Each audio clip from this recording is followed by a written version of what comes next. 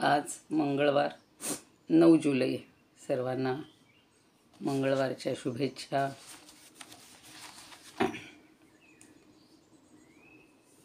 वसुदेवसुतं देवं कंसचाणूरमर्दनं देवकी परमानन्दं कृष्णं वन्दे जगद्गुरुं. गुरुर्ब्रह्मा गुरुर्विष्णुः गुरुर्देवो महेश्वरः गुरुः साक्षात् परब्रह्म तस्मै श्रीगुरवे नमः. शान्ताकारं भुजगशयनं पद्मनाभं सुरेशं विश्वाधारं गगनसदृशं मेघवर्णं शुभांगं लक्ष्मीकान्तं कमलनयनं योगिभिर्ध्यानगम्यं वन्दे विष्णुं भवभयहरं सर्वलोकैकनाथं. यं ब्रह्मा वरुणेन्द्ररुद्रमरुतस्तुन्वन्ति दिव्यैस्तवैर्वेदैः साङ्गपदक्रमोपनिषदैर्गायन्ति यं सामगाः. ध्यानावस्थिततद्गतेन मनसा पश्यन्ति यं योगिनो यस्यान्तन्न विदुःसुरासुरगणा. देवाय तस्मै नमः. देवाय तस्मै नमः. सर्व श्रोत्यांना आणि भगवद्गीता भक्तांना सादर वंदन. काल आपण 66वा श्लोक पाहिलेला आहे. त्याचा थोडासा पुन्हा आढावा घेऊया. थोडा घाईघाईत बोललेली होते मी. सर्वधर्मान् परित्यज्य मामेकं शरणं व्रज अहं त्वा सर्वपापेभ्यो मोक्षयिष्यामि मा शुचः. सगळ्या धर्मांना म्हणजे आपले इतर धर्म नाहीत, आपली जी कर्तव्य कर्म आहेत त्याला धर्म म्हटलेलं आहे भगवद्गीतेनं, आपल्याला माहिती आहे. पण ते सोडून फक्त मला शरण जा. म्हणजे ती कर्तव्य कर्मामध्ये तू गुंतून पडू नकोस. म्हणजे मग मी काय करीन? अहं त्वा सर्व पापेभ्यो मोक्षयिष्यामि. मी तुला सगळ्या पापांपासून मुक्त करीन, सोडवीन. मा शुचः, त्याबद्दल शोक करू नकोस. आता प्रत्येक वर्णाश्रमाची काही कर्तव्य असतात आणि त्याच्यातही काही वर्ण आणि आश्रम लक्षात घ्या. आपण पाहिलेलं आहे की गृहस्थाश्रमाची कर्तव्य वेगळी, वानप्रस्थाश्रमाची वेगळी, ब्रह्मचारी आश्रमाची वेगळी. तशी प्रत्येक आश्रमाची आणि प्रत्येक वर्णाची, ब्राह्मण क्षत्रिय वैश्य शूद्र, ही सगळी आपण पाहिलेली असतात. आता काही कर्म असे आहेत की त्याच्यामध्ये काहीतरी दोष असतो, पण तरीसुद्धा त्याच्यातून वाट काढत आपण पुढे चाललेले असतो. आणि परमेश्वरालाच फक्त आपण या सगळ्या विषयांपेक्षा फक्त परमेश्वरावरच लक्ष दिलं, त्याच्यावरच पूर्ण आपलं मन एकाग्र केलं, तर मग आपली ही सगळी जी कर्म आहेत किंवा त्याच्यातले दोष आहेत, त्याच्यामुळे लागणारं पाप आहे ते आपल्याला लागणार नाही. जसं लहान बाळ आपल्या आईच्या मांडीवरच सगळं करतं, शी शू करतं, पण त्याला त्याचा दोष लागत नाही. कारण ते आई वडिलांशीच इतकं एकरूप झालेलं असतं, मातृपरायण म्हणू किंवा मातापरायण झालेलं असतं की त्याला त्याची सगळी कर्म आईनं जरी केली तरी त्याला त्याचे दोष लागत नाहीत. तसं आपण जोपर्यंत अज्ञानी आहोत, आपल्याला ज्ञान होत नाही, तोपर्यंत आपल्या हातून काही चुका होतात, आपल्या हातून काही दोष होतात. म्हणून भगवंत सांगतात की तुझ्या हातून जरी काही दोष झालेले असतील, तुझ्या हातून जरी काही पापं घडलेली असतील, तरी तू फक्त मला शरण ये आणि मग मी तुला या सर्व पापातून सोडवीन.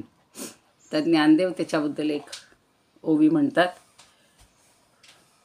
सुवर्णमणी सोनया ये कल्लळू जैसा पाणिया तैसा मज धनंजया शरण ये तू. म्हणजे सोन्याच्या मण्यामध्ये त्याचं सगळं, म्हणजे त्याचं जे डिझाईन असतं, सगळं जे असतं ते सगळं सोन्याचंच असतं की नाही. म्हणजे अंग रूप रंग सगळं हे सोनंच असतं. त्याच्यात सोन्याशिवाय दुसरं काहीही नसतं. सोनं जर काढून घेतलं तर त्यात मणी म्हणून काही राहील का? हो, मणीरूपानं अस्तित्वच राहणार नाही.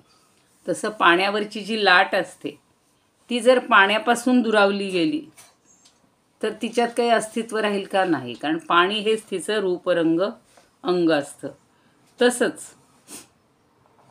तसंच परमेश्वर रूप आपण होणं, परमेश्वराला शरण जाणं आणि परमेश्वरासाठी आणि परमेश्वराचंच म्हणून भगवंतांनी प्रथम जो मंत्र सांगितलेला आहे की अंतर्बाह्य स्वरूपात परमेश्वर परायण आपण होता आलं पाहिजे.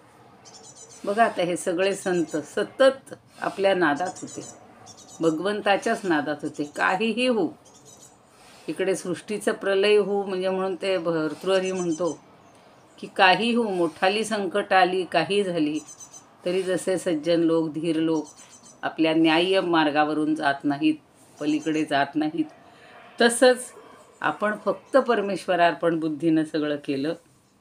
प्रत्येक पाऊल टाकताना भगवंताची आठवण, प्रत्येक कृती करताना भगवंताची आठवण, असं जर आपण केलं तर तुला तुझ्या पापांची किंवा कशाचीही भीती वाटू देऊ नकोस. या जन्मीच्याच नव्हे, पूर्वजन्मीच्या सुद्धा पापापासून मी तुझी सुटका करीन. अजून त्याच्यावर खूप ओव्या आहेत, आपण याच्यामध्ये ज्ञानदेवीच्या वेळेला त्या पाहणारच आहोत. आता पुढच्या श्लोकामध्ये काय म्हणतात त्याच्यावर एक थोडीशी छोटीशी या श्लोकावर गोष्ट सांगते की सगळेजण, काही जण सिद्धीच्या मागं लागतात, कोणी काही काही करत राहतात, पण त्याच्याबद्दल नहुष राजाची जी गोष्ट आहे ती थोडी सांगताना ज्ञानदेव सांगतात.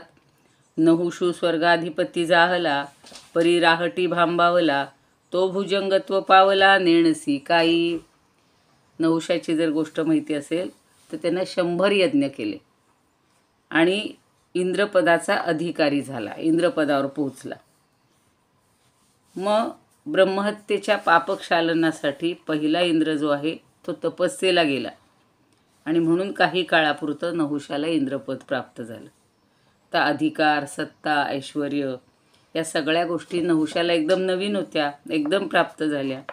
आणि ते ऐश्वर भोगत असतानाच एकदा पूर्वीच्या इंद्राची जी पत्नी होती शची, ती नहुषाच्या दृष्टीला पडली. त्याने चंद्रसेन गंधर्वाकडे तिची चौकशी केली आणि नहुष म्हणाला, चंद्रसेना, आता मी इंद्र झालो आहे, तेव्हा शचीनं माझीच अर्धांगी व्हायला पाहिजे आणि इंद्रपत्नीची जागा भूषवली पाहिजे. तर चंद्रसेन म्हणतो, नहुषाचा निरोप शचीला सांगतो, पण ती पतिव्रता शची असते, ती काही या गोष्टीला तयार होत नाही. मग नहुषाचा तोल सुटतो आणि त्यानं शचीला पत्नी होण्याचा आग्रह धरला. शेवटी शचीने एक अट घातली. काय घातली?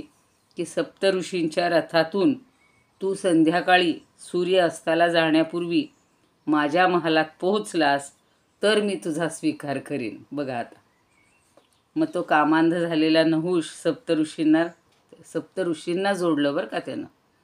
सप्तऋषींच्या रथातून म्हणजे रथाला सप्तऋषींना जोडलं आणि त्याचा रथ ओढायला लागला. आता वेळेवर पोहोचण्यासाठी ऋषींनी घाईघाईनं चालावं म्हणून नहुष हातात चाबूक घेऊन ऋषींना मारत होता.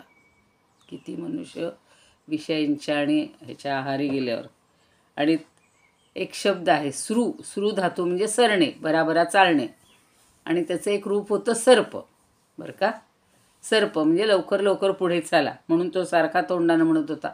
चाबूक मारायचा आणि सर्प सर्प असं म्हणत होता. सर्प म्हणजे लवकर लवकर. तर त्या अन्यायाची इतकी पराकाष्ठा झाली की अधिकाराच्या गैरवापराची सीमा झाली आणि चाबकाचे फटके खाणारे ऋषी संतापले आणि त्यांनी नहुषाला शाप दिला की तू सर्प होऊन पृथ्वीवर पडशील. मग तो भांबावला, कसं वागावं ते त्याला कळेना आणि म्हणून ऐश्वर्य, सुख, अधिकार या सगळ्या गोष्टी त्याच्या एका क्षणात गेल्या आणि तो सर्प होऊन पृथ्वीवर पडला. म्हणजेच आपल्याला जरी अधिकार प्राप्त झालेला असला तर त्याचा जर आपण गैरवापर केला तर काय होऊ शकतं. म्हणून शिष्यानंसुद्धा गुरूंच्या नियंत्रणाखाली वागलं पाहिजे. आपण आपल्या थोरांच्या अधिकाराखाली म्हणजे त्यांच्या आज्ञेखाली वागलं पाहिजे. आणि म्हणूनच ज्ञानदेव अजून पुढं सांगतात, वेदू संपन्नू होय ठाई, परिकृपणू ऐसा अनु नाही, जे कानी लागला तिही वर्णाचाची.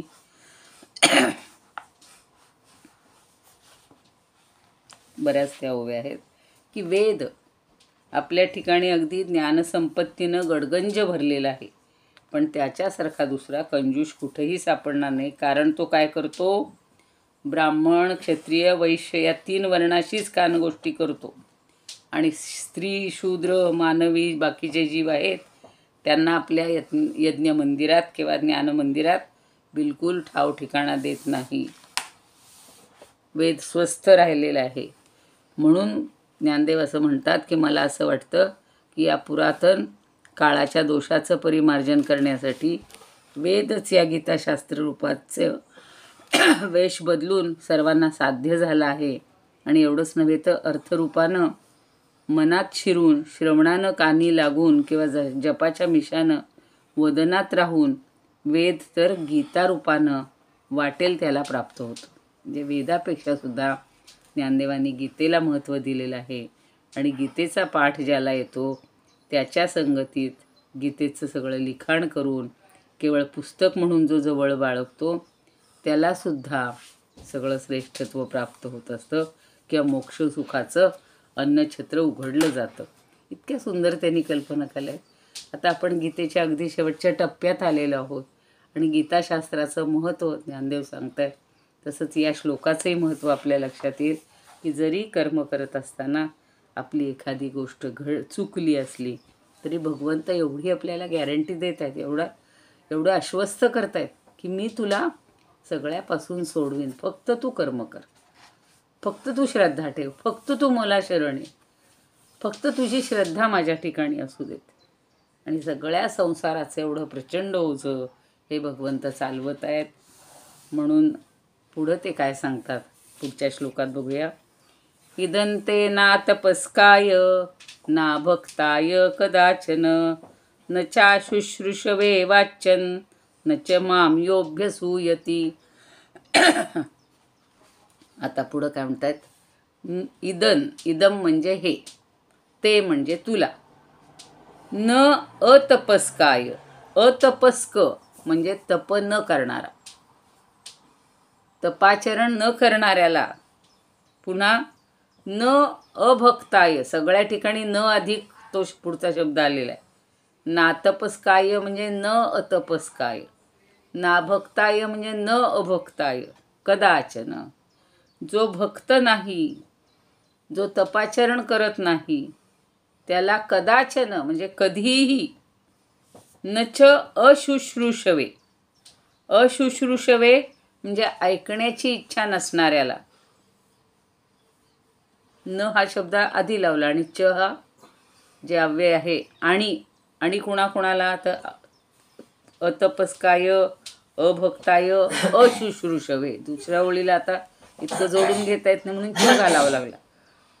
म्हणजे जो तपाचरण करत नाही, जो भक्त नाही, भक्ती करत नाही आणि जो माझं काही ऐकत पण नाही, त्याच्या बाबतीत न वाच्यम, त्याच्या बाबतीत काहीही सांगू नये. नच माम यहा अभ्यसूयती. अभ्यसूयती म्हणजे मत्सर करतो. असूया शब्द माहिती आहे, पण अभिमुळं अजून जास्त सगळ्या प्रकारे मत्सर, सगळ्या प्रकारे द्वेष. ज्यांना देवावर श्रद्धा नाही ते वाटेल ते बोलत असतात. अहो हे सगळं थोथंड आहे, अमकाय तमकाय, कशाला तुम्ही देवाचं काय करता आणि देवाचं नाव घेता, देव काय करतो, मग देवांनी हे सगळा कोरोना दिला का, देवांनी अमकं केलं का. ज्याची श्रद्धा नाही तो असा काहीही बोलू शकतो. म्हणून यहाच माम अभ्यसूयती, अभ्यसूयती म्हणजे माझा मत्सर करतो, त्याला न वाच्यम कदाचन. कदाचन हा शब्द इथं घ्यायचा आहे की त्याला कधीही काहीही सांगू नये, त्याच्याशी कधीही काहीही बोलू नये. म्हणजे जो आत्ता सगळं सांगितलं तसं असं करतो, शास्त्राज्ञा पाळत नाही, तप करत नाही, भक्ती करत नाही आणि काहीही ऐकत नाही आणि माझा मत्सर करतो, याला कधीही काहीही सांगू नये असं आता आपल्याला सांगितलं आहे भगवंतांनी. कारण भगवंतांनी फक्त कुणाला सांगितलं? अर्जुनाला सांगितलं. आता आपण सगळे अर्जुनच झालेलो आहोत. मग आता काल मी सांगितलं तसं पुढची जबाबदारी आपली सगळ्यांची आहे की असं जे कोणी दुराचरण करत असतील, भगवंतावर विश्वास ठेवत नसतील, जे काही त्याच्याबद्दल चांगलं बोलत नसतील, तर अशाला कधीही काहीही सांगू नये. नेहमी आपल्या सगळ्या छोट्या छोट्या, परवाही मी बोलले होते, आता बघा चातुर्मास सुरू झाला, सगळी व्रतं सुरू होतात, भगवंताला विशिष्ट गोष्ट अर्पण करायची, विष्णू सहस्रनाम म्हणायचं, जे काय रोज काही ना काहीतरी आपण करत असतो, नेम करत असतो, भागवत वाचायचं. पण हे करत असताना अयोग्य व्यक्ती, अपात्र व्यक्ती, ज्याचा विश्वास नाही, जो काहीच करायची इच्छा नाही, ज्याला भक्ती म्हणजे काय, भक्तीचा ग म ब न काही माहिती नाही, ती कशी करायची काही आवडत नाही, अशाला मात्र हे कधीही ज्ञान सांगू नये. कारण ते सगळं व्यर्थ. आपण काय म्हणतो, पालथ्या घड्यावर पाणी. तसं हे सगळं सांगण्यासाठी जो नास्तिक आहे त्याला मुळीच हे ज्ञान देऊ नये. आपण आता समश्लोकी बघूया.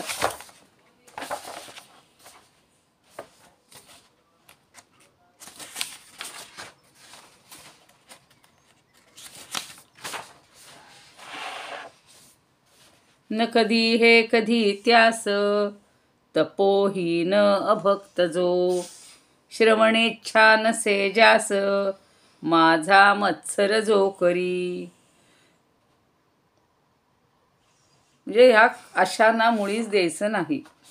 संत तुकाराम म्हणतात, अतपी पार्था जो त्यास, अतपी पार्था जो त्यास आमुची गोष्टी, कदापि किरीटी न चावणी, अथवा तपी झाला मज न भजता, त्या प्रति हे वार्ता सांगू नये. तपी भक्ती खरी श्रवणी, नेदी मन मग त्या सांगून काय फळ. किंवा माते दोष ठेवी जो अर्जुना, तुका म्हणे जाणा नव्हे पात्र. किती प्रकारे त्यांनी समजावून दिले की जो तपही करत नाहीये, तर किंवा तप करत असला तरी माझं भजन करत नाहीये, किंवा भक्ती करत असला तरी माझं काही ऐकत नाहीये, मग त्याला सांगून काय फळ आहे. म्हणजे हळूहळू हळूहळू तिघांवरही, म्हणजे कसे आहेत, काही जण करतात, तप करतील, यज्ञ करतील, सगळं करतील, पण भक्तीच नाही, मग काही उपयोग नाही, म्हणून नाभक्त आहे. आधी तपच करत नाहीत, नको आमचं आम्ही खावं प्यावं, एन्जॉय करावा, मजा करावी, फक्त फिरावं, फक्त खावं, फक्त हे करावं, देवावर विश्वासच नाही, त्यालाही नाही. आणि चांगल्या भगवंताच्या कथा आहेत, हे आहेत, त्या ऐकायच्याही नाही. आम्हाला बाकी सांगा, पिक्चरच्या कथा रोज सांगा, चित्रपटाच्या सांगा, सिरियलच्या सांगा, त्या आम्हाला आवडतील. पण भगवंताचं काही सांगायला लागलं की ते त्याला नको असतं. तर असा जो आहे आणि जो मला दोष ठेवतो, मत्सरच सांगितलेलं आहे त्यांनी, तुकाराम म्हणतात की जो मला दोष ठेवतो, खरं म्हणजे आपलं हे कर्मसिद्धांत एवढा पक्का आहे भारतीय संस्कृतीत, तत्त्वज्ञानात सांगितलेलं ना, की सगळं आपल्यामुळंच होतंय. बघा, आपण जसं वागतोय त्याचं फळ आपल्याला भोगावं लागतं. त्याला देव काही करत नाही, ईश्वर काही करत नाही. पूर्वजन्मीचे पुन्हा संस्कार घेऊन आलोय, त्याचे सगळे मनावर संस्कार आहेत, आणि त्यामुळं आपण पुन्हा तसंच ते कंटिन्यू करत असतो. आता काही अपवाद बघतो आपण की 4 वर्षाची मुलं पूर्ण भगवद्गीता पाठ, 6 वर्षाची मुलगी वेद म्हणतीये, कीर्तन करतायत. आता तो आमच्या ग्रुपमध्ये 13-14 वर्षाचा मुलगा आहे, इतका सुंदर कीर्तन करतो. म्हणजे त्याचं ते पूर्वजन्मीचं सगळं सुकृत घेऊन आलेलं आहे. तेव्हा त्याला इतक्या लहान वयात बुद्धी होती. आणि छोटी छोटी मुलं पाहिली, मागच्या वर्षीसुद्धा सज्जनगडावर आम्ही गेलेलो होतो, दरवर्षी मे महिन्यात त्या मुलांसाठी एक असा वर्ग असतो, कीर्तनाचा वर्ग, प्रत्यक्ष शिकवतात आणि प्रत्यक्ष महिन्याच्या शेवटी त्यांचं सादरीकरण होतं. किंवा फक्त भगवद्गीताच असं नाही, किती स्तोत्र येतात मुलांना, किती छान छान बोलत असतात. आता कालसुद्धा आम्ही इथे वर्ग सुरू केलेला आहे, 4.5 वर्षाची मुलगी आहे, थोडीशी बोबडी बोलते पण सगळं म्हणते छान, लगेच तिचं पाठ होतं. म्हणजे हे जे आहेत हे संस्कार त्यांचे पूर्वपासून, आणि ते ऐकण्याची इच्छा आहे बघा. काही जण म्हणतात आत्ता सुट्टी आहे, आता आम्हाला एन्जॉय करायचं आहे, आम्हाला फिरायला जायचं आहे. पण काही म्हणतात चला 5 दिवस आम्हाला काहीतरी शिकायला मिळणार. तर हे सगळं ऐकणारा जो इच्छित आहे त्याला सगळं द्यावं. तपोहीना नको सांगो, अभक्ता तो कदापि हे, श्रवणेच्छा विहीनाला, दोष लावी मला तया. मग भगवंताला दोष देणारा, त्याच्याबद्दल वाईट बोलणारा, त्याच्या बोलणं आपण आपल्या कानावर सुद्धा घेऊ नये, त्यापेक्षा त्याच्या नादीच लागू नये. नाही म्हणलाय ना, सोडून द्यायचं. पण अपात्र व्यक्तीला काहीच देणे, दानही देऊ नये, विद्याही देऊ नये, काही धनही देऊ नये, काहीच देऊ नये. मुक्तेश्वर म्हणतात, ज्ञान तप अनुष्ठानहीन, भक्ती विना जे श्रवण, अभक्ता ते ने दे जाण, ते दोष लाविती. म्हणून अगदी आपल्या इतर स्तोत्रामध्ये सुद्धा म्हणलेलं अभक्ताय न देयम. आता विष्णू सहस्रनाम असेल, गणपती अथर्वशीर्ष असेल, देवीचं स्तोत्र आहे. अभक्ताला कधीही देऊ नये हे अगदी तिथेही सांगितलेलं. कारण सगळे भगवंत, सगळ्या देवी देवता एकच आहेत, एकच परमात्मा रूप आहेत. आठल्य म्हणतात, तपहीना सांगू नको कधीच तू अभक्तात, कधीच तू अभक्ताला, श्रवणेच्छाहीनाला, किंवा जो दोष ठेवितो त्याला. मिरजकर म्हणतात, हे न सांगे तपोहीना, अभक्ताही कदाचन, नायके करीतो किंवा मम मत्सर अर्जुन. काहींची तर इच्छाच, लोक म्हणतात नको, आम्ही कानावर हात ठेवतो, आम्हाला काही ऐकायचं नाही तुमच्याकडं. तिथे बसतील, अगदी छान भजन कीर्तन चाललंय तिथे बसतील, पण त्यांचं चिंतन वेगळंच चाललेलं असतं. गडकरी म्हणतात, सांगू नको कधी हेची, तपोहीन अभक्त जो, किंवा न भक्त जो, ऐकण्याची नसे इच्छा, निंदा द्वेष करीतया. आणि भारती म्हणतात, जो न तपस्वी भक्तन, हे गुह्यतया कधी न सांगावे, श्रवणी तत्पर नच जो, मम निंदक त्यासही न सांगावे. श्रवणीही तत्पर नाही, माझा जो निंदक आहे, असं सगळं जे आहे त्याला मुळीच सांगू नये. शंकराचार्य ते सांगतात की तुझ्या कल्याणासाठी, म्हणजे आता आपण तुझ्या म्हणजे आपल्या म्हणू, तुमच्या कल्याणासाठी हे सगळं गीताशास्त्र तुम्हाला सांगितलंय. आणि कल्याण म्हणजे संसाराचं विच्छेदन, संसार संपवणं, संसारात न रमणं. हे शास्त्र तपशून्य माणसाला सांगू नकोस. वाच्यम म्हणजे व्यवधानयुक्त, या पदाशी त्यांनी सांगितलेलं आहे की त्याचं लक्षण असेल तर त्याला सांगू नकोस. तपस्वी आहे पण भक्ती करत नाही, त्यालाही सांगू नकोस. किंवा गुरु फक्त भक्ता देवताबद्दल नाही, गुरूंबद्दल किंवा कुठल्याही देवतेबद्दल ज्याला भक्ती नाही त्याला सुद्धा कोणत्याही गोष्टींना ऐकवू नकोस. आणि जो भक्त असेल, तपस्वी असेल, पण शास्त्र ऐकण्याची इच्छाच नसेल, एकात एक सांगितलेलं आहे. सगळे तिन्ही गोष्टी असू शकत नाही त्याकडं, असतील एक करत असेल, दोन करत नसेल, दोन करत असेल, तिसरी नसेल. म्हणजे एक जरी त्याच्याकडं नसेल, भक्तीच नसेल, भगवंतावर प्रीतीच नसेल, तरीसुद्धा त्याला सांगू नकोस. कारण काही बघा वरवर सगळं करतात, सगळं दृश्य त्यांचं असतं, काय भक्ती करतायत, केवढं लोक सांगतात, हे बघा हे आमचं देवघर बघा, 2 तास बसतो मी देवघरात, 2 तास माझी साधना चालते, ठीक आहे, पूजा करतो. बाहेर आल्यावर काय देवाची पूजा करून उपयोग आहे, माझ्या आयुष्यात काय झालं, हे झालं, ते झालं, म्हणजे त्याची पूजा व्यर्थ आहे.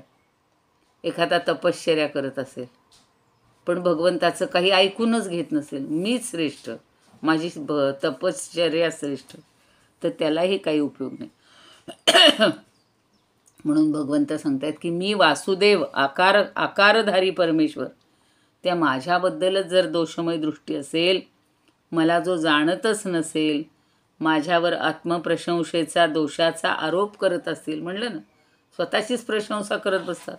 हो मग मी 2 तास पूजा करतो पहाटे उठून, एक वेळ ऑफिसला उशिरा गेलो तरी चालते, पण आपली पूजा नाही सोडत. अशाचं तरी बरोबर आहे का हो? नाही. किंवा ते सगळं करतो, वेळेला जातो, ऑफिसात जातो, सगळं करतो, पण तिथे लोकांना काहीतरी वेगळंच सांगत बसतो, त्याचाही उपयोग नाही. जो खरा जाणतच नाही आणि आत्मप्रशंसा, सगळीकडे स्वतःचीच प्रौढी सांगणारा आणि भगवंताचं ईश्वरत्व त्याला सहनच होत नाही, अशाच्या बाबतीत सुद्धा, अशाला सुद्धा काहीही सांगू नका. म्हणजे भगवंताबद्दल भक्ती असणाऱ्या, तपस्वी, सेवाभाव असणाऱ्या आणि दोषदृष्टीरहित पुरुषाला सगळं सांगा. काही जण म्हणतो बघा, हे मी जे करतोय ना, हे सगळं भगवंताचंच कर्म आहे, भगवंतासाठीच सगळं करतोय. Low storage.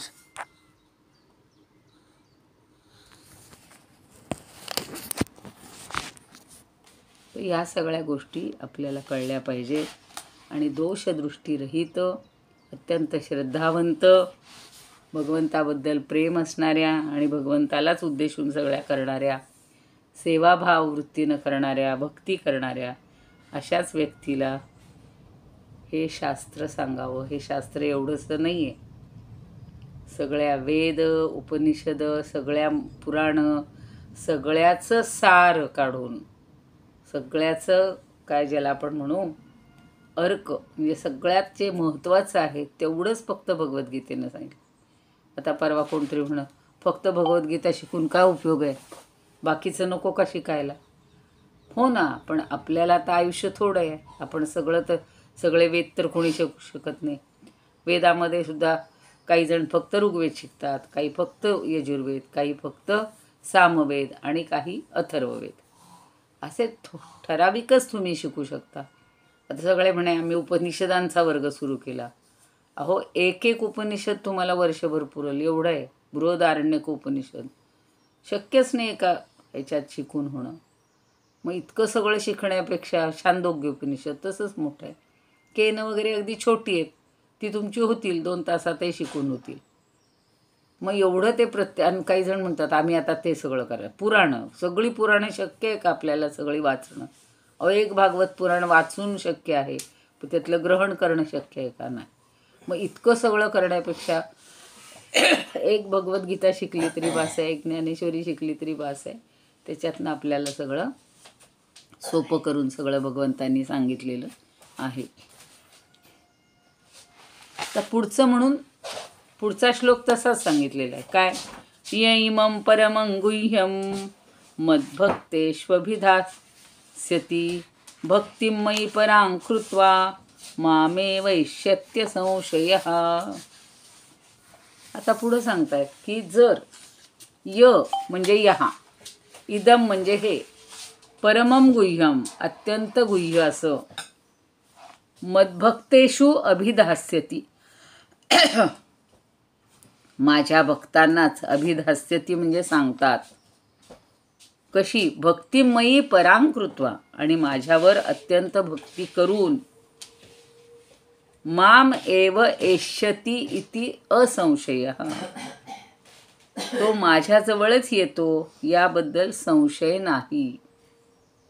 म्हणजे मगाशी सांगितलं की जो असा असा आहे त्याला ते ज्ञान देऊ नये, शास्त्र सांगू नये, पण त्याच्या उलट आता सांगतात की य इदम, य म्हणजे यहा, इदम म्हणजे होय, परमं गुह्यम हे सगळं परमगुह्य असं शास्त्र, मद्भक्तेषु अभिधास्यति माझ्या भक्तांना सांगतो, आणि भक्तिमयी परां कृत्वा आणि माझ्यावर अत्यंत भक्ती करतो, तो माम एव एष्यति, इथं छोटासा संधी येतो, माम एव एष्यति इति असंशयः. म्हणजे एका ह्याच्यात किती शब्द आलेत? माम एव इति एष्यति इति असंशयः, 4-5 शब्द आले. तर तो माझ्याकडेच येतो.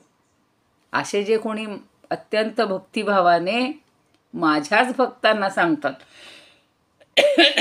ते माझ्यापर्यंतच पोहोचतात.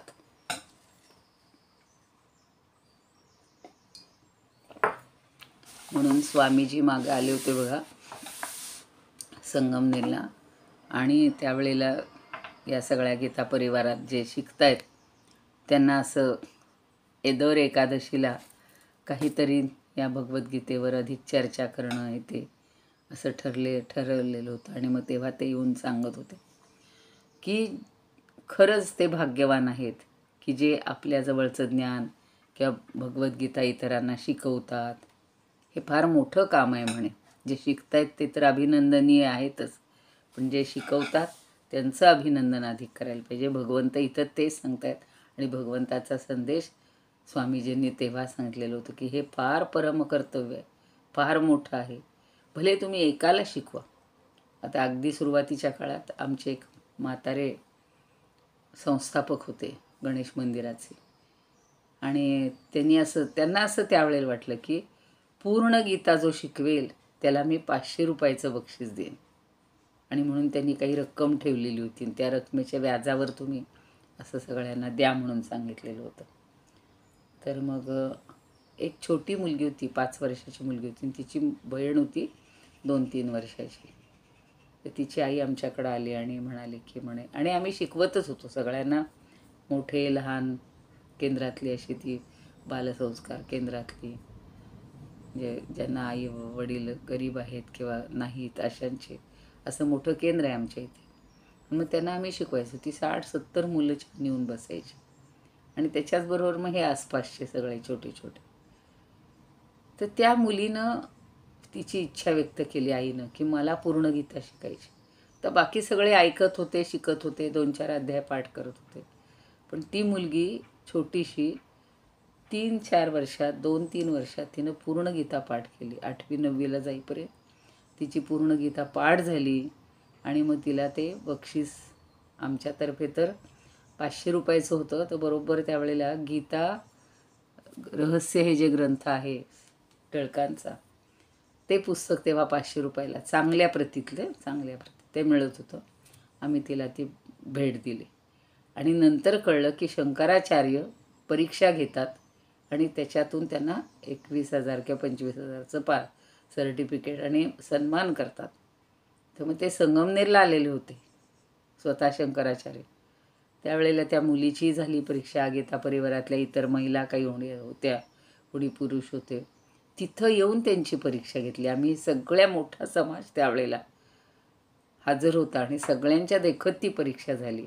इतकं कौतुक केलं त्या छोट्या मुलीचं. आता छोटी म्हणजे तशी ती मोठी झाली, 9वी-10वीला गेली.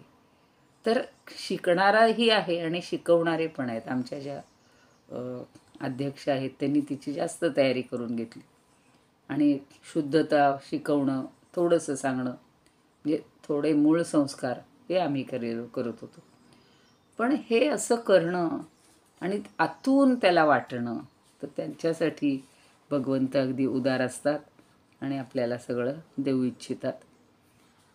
तर इमं परमं गुह्यं मद्भक्तेषु अभिधास्यति भक्तिमयी परां कृत्वा माम एव इष्यति. तर आपल्याला किती संधी आहे बघा.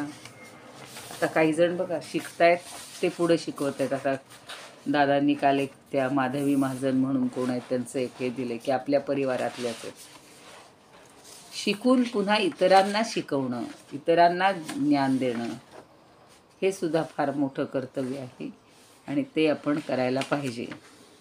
सांगेल गुज हे थोर माझ्या भक्तगणांत जो, तो त्या परमभक्तीने मिळेल मज निश्चित.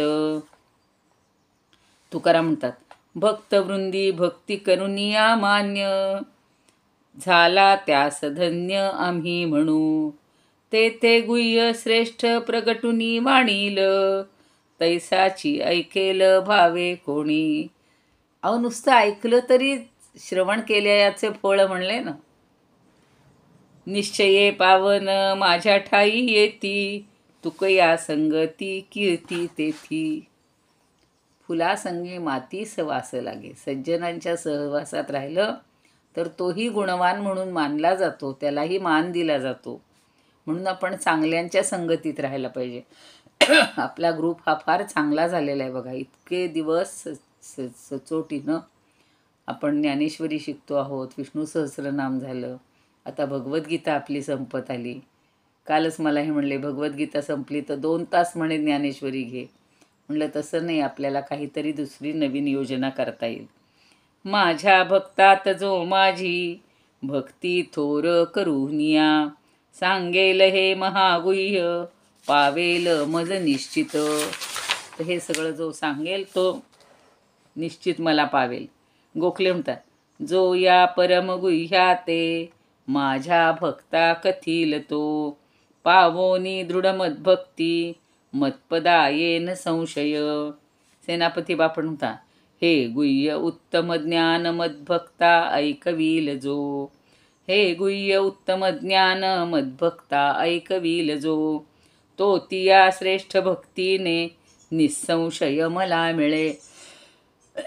नंदापुरे म्हणतात, परमगुह्य ही माझी गीता जो सांगे मज भक्ताला. बघा तेच सांगितलेलं आहे. माझ्या ठाई परमभक्ती तो जोडून पावे अंती मला. हरिपंडित म्हणतात, मद्भक्त जो विनययुक्त तयासी आधी, हे मोक्षशास्त्र सखया सविचार बोधी, श्रोता जगी विरळ आणि तसाच वक्ता, मद्भावयुक्त मज पावती जाण पार्था. खरंच भगवंताची कृपा आहे. म्हणून आपण श्रोता वक्ता श्रीराम समर्थ, तसं श्रीकृष्ण समर्थ म्हणून आपण सगळे एकत्रित आलेले आहोत. आपण भाग्यवान आहोत. भगवंतांनी आपल्याला गीता परिवाराच्या माध्यमातून सुरुवात करून दिली होती आणि अधिकस्य अधिकम फलम, तसं आपण अधिकाधिक हे जास्त ज्ञान मिळवण्याचा प्रयत्न करतो आहोत. आपण भगवंताबद्दल शरण जायला पाहिजे आणि त्याच्याबद्दल कृतज्ञ राहायला पाहिजे. योगेशं सच्चिदानंदं वासुदेवं व्रजप्रियं, धर्मसंस्थापकं वीरं कृष्णं वन्दे जगद्गुरुं. कृष्णाय वासुदेवाय हरये परमात्मने, प्रणतः क्लेशनाशाय गोविंदाय नमो नमः. ओम पूर्णमद पूर्णमिदं पूर्णात् पूर्णमुदच्यते पूर्णस्य पूर्णमादाय पूर्णमेवावशिष्यते. ओम शांती शांती शांती.